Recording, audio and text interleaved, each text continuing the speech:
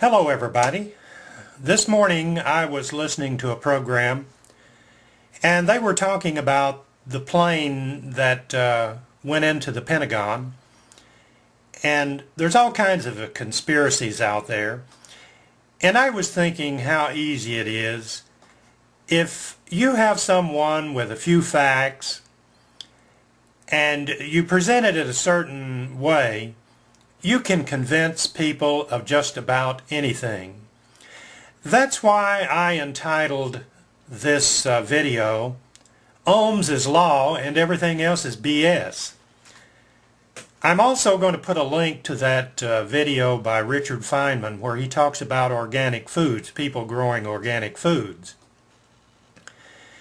Some people have such a knack for using the correct words, or they're pretty good at explaining things, or they kind of know exactly how to compile thoughts, and they can convince you that what they're saying is fact, when a lot of times these people are giving you something that sounds like a fact, when what they're doing is trying to cloud the issue and change your views on certain things.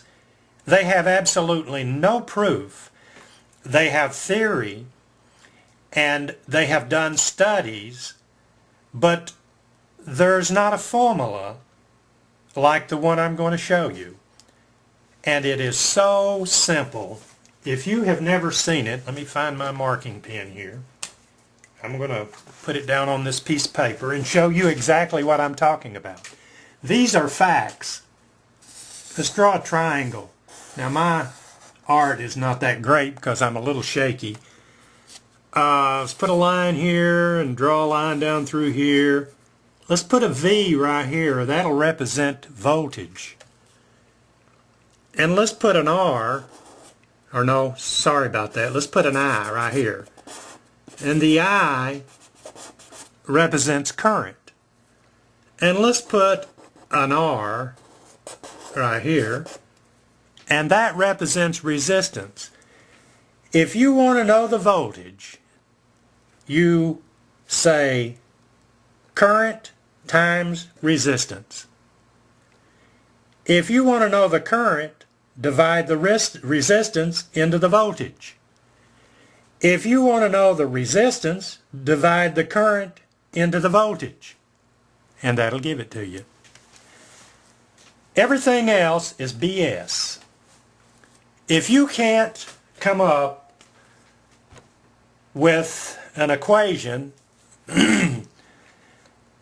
it's so easy, if you're eloquent in your presentation, to really cloud a person's view. And what I tell you what most people try to do, if they're eloquent, is they try to give you so many facts and beliefs and theories that you will be so convinced that you won't go out and search something that will refute everything that they said.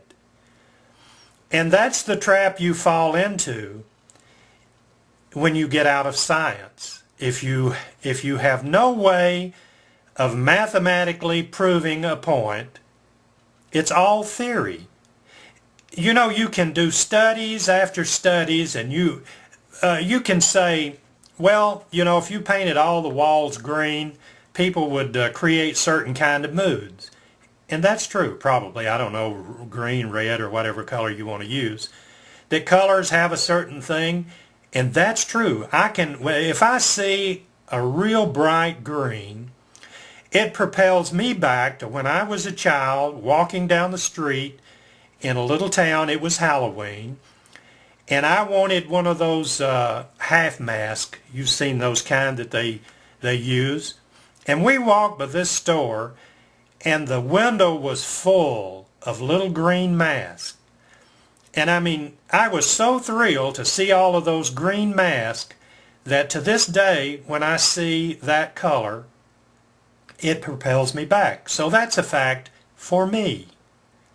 But other people see that green means absolutely nothing to them. So that's a fact for me.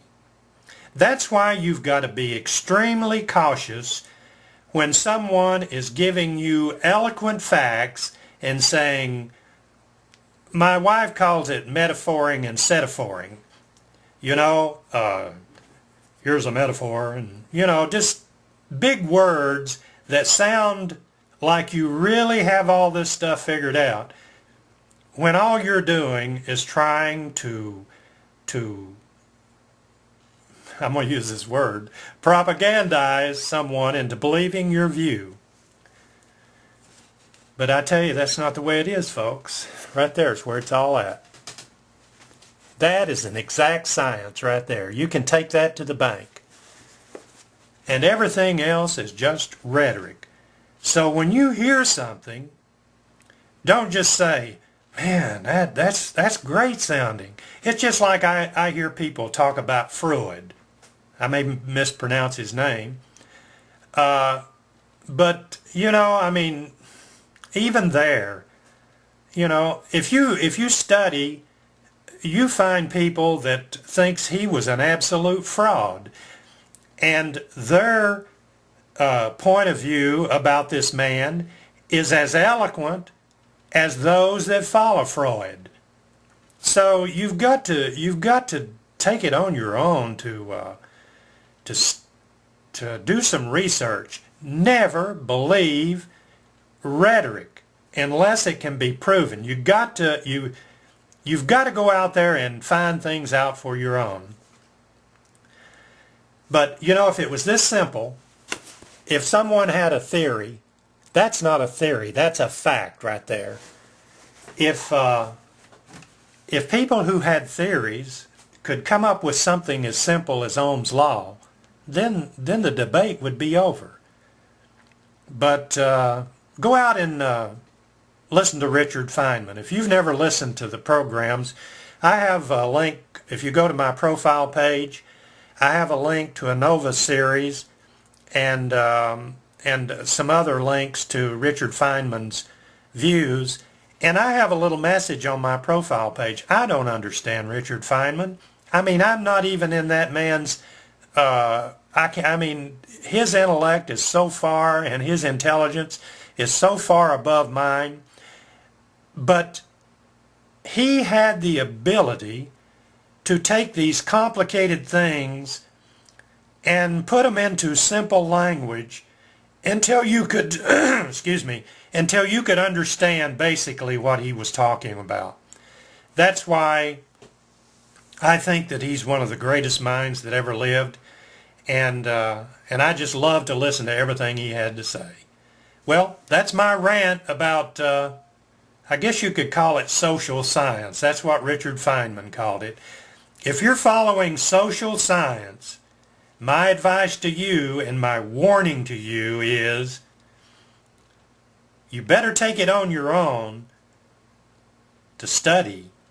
When you hear something, don't just take something, I'll say, for the gospel, because it may be completely false, erroneous propaganda that someone came up with to try and cloud your thought. Well, that's my rant. Thank you very much. We'll see you. Have a good day. Bye-bye.